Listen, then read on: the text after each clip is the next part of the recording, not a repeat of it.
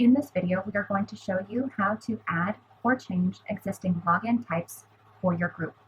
When you are logged into ConexED, go to Campus Calibrate, the department shell, and group that you would like to change. Only those assigned Group Manager, Department Director, or ConexED Administrator can see and access this login type tab. Here you can determine the login types that are appropriate for your group, those logins that you would like students to use when they connect with your team. You simply select or deselect the options. We have Google, Facebook, LinkedIn.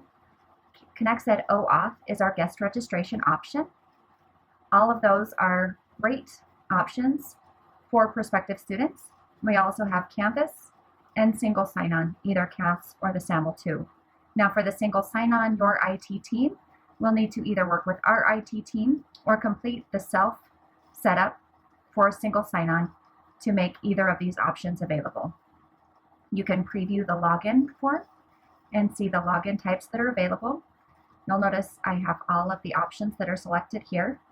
If I'd like to remove LinkedIn and Facebook, for example, if I preview, it's changed the login types that are available. I can save, and they are reflected in real time wherever the ConexED cards are embedded on the web page. Next to it is the informed consent statement. The informed consent statement is typically added at the institutional level. You do have the ability to add a customized informed consent statement for your group. It can be added here and saved. Please let us know if you have any questions.